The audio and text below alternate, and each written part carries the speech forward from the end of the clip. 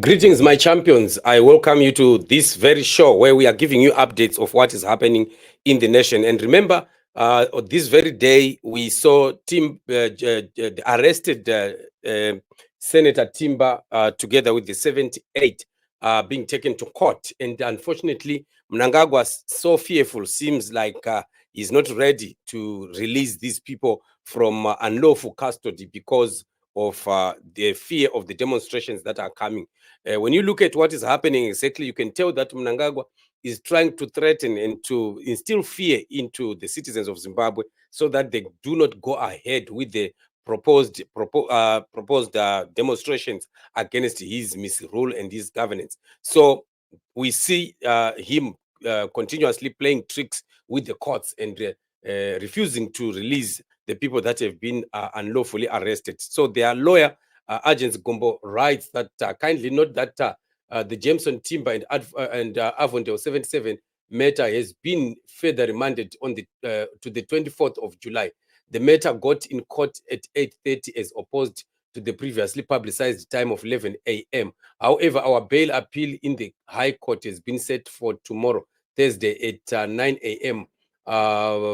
Before Justice Mungwari. Let us meet at the High Court on Thursday, 9 a.m. in a show of solidarity with our champions. Bring your IDs for entry at High Court. So this is what is happening. And as you hear him speak, he continues to speak about how the time of the court session has been changed from 8:30 to, from 11 to 8:30. All these are the gimmicks that the regime is playing so as to offset the number of people that are supposed to be coming to witness or to attend, or rather to support the incarcerated champions. So it's very sad that Mnangagwa is so fearful, and he wants to continue to victimize Zimbabwean people, especially where they know that they are doing things that are democratic and according to the constitution of the land.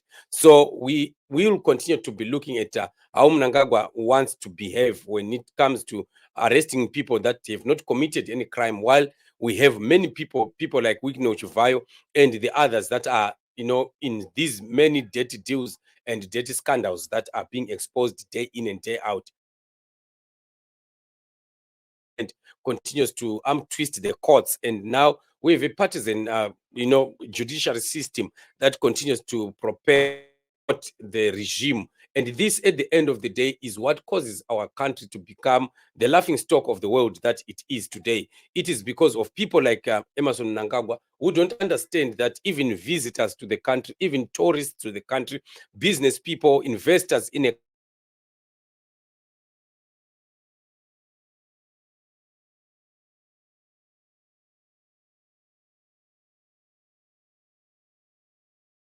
not want to either come and visit, to come as business people, to come and invest, or even as tourism, whatever the case may be, because they are fearful of their own lives. Because who would want to invest in a land where the courts can be twisted by the politicians? Because in the event that any politician may want to do you down or pull you down or steal from you, like we know that most of these politicians are thieves, the courts will not be able to protect an investor, and they may end up losing their investment or their business in that country. So because of that, you would find that no matter how much Mnangagwa would make noise about Zimbabwe being open for business and what Varakashi trying to make as much noise as they can, you still find that it is not going to work at the end of the day, because people are looking at incidences like this one of Timba, and they would automatically conclude that Zimbabwe is not a democratic state. It is not a country that follows the rule of law, neither does it follow its own constitution. So because of that, people shy away from the country. They stay far away. They don't want to associate themselves with such a nation.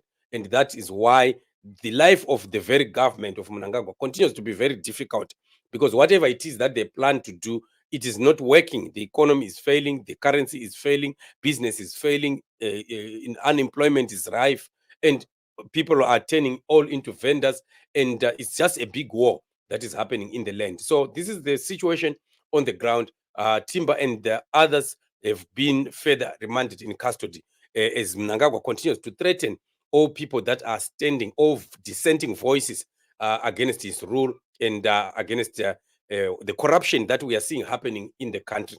Now we are seeing quite a lot of other information that is coming in line with the corrupt activities, especially the ZEC scandal. So we are going to be talking about that in one of the coming shows, where we'll be explaining what really has happened. The information that got out first was not the correct information. More and more exposures, more and more new names coming up, because we are in that season of exposure where every shenanigan of ZANU-PF is going to be exposed. All skeletons in the cupboard are coming out this time around. This is what we are looking at happening. So we want to see how far Mnangagwa is going to be resisting what is happening in the country, especially the issue of the exposures, because he's not in control. There are people that are holding on to this information. There are people that have gathered this information from as back as some years ago, knowing that they were going to use this very same information to strike against Emmerson Mnangagwa and his cohorts. So they don't know how much those people are having in their bag. And the people are very strategic. They release as and when they see that it's fit to do so. They release information, they release evidence, and there is no how that Mnangagwa can ever deny that. That is why he uses the approach of ignoring whatever allegations that are coming in. Like we are seeing him ignoring the allegations that are coming from Dr. Guguletu, who continues to be revealing quite a lot in terms of how Mnangagwa has been abusing women, and some women being coerced into relationships, some women being threatened, and things like that. He only wants to be standing aloof and looking to the side as if nothing is happening. But how long is he going to be standing on like that? It is not going to work at the end of the day, because this is a total collapse of his rule. And those in ZANU-PF, they are baying for his blood, and they definitely want to see him out. And when it is your own people now that are working against you, like what we are seeing happening to Mnangagwa, it is very difficult for you to survive it, because you are dealing with people who know quite a lot about you, who know what buttons to press if they want to do you down. So it's very interesting. Let's continue watching and seeing how far this is going to go as we approach the freedom of the Zimbabwean people. God is in it, and our freedom is coming. We can see it is a clear and a great sign that we can see on the implosion of ZANU-PF as a sign of the freedom of the Zimbabwean people approaching day in and day out. And exactly what God wants for Zimbabwe is what is going to be happening.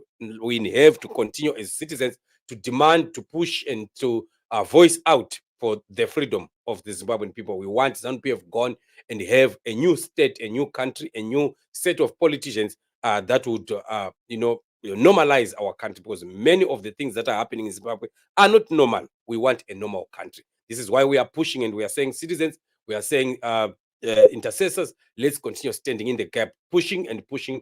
Don't underestimate the pressure that we are putting right now. It might look like it's nothing, but it's quite a lot. ZANU-PF right now are panicking.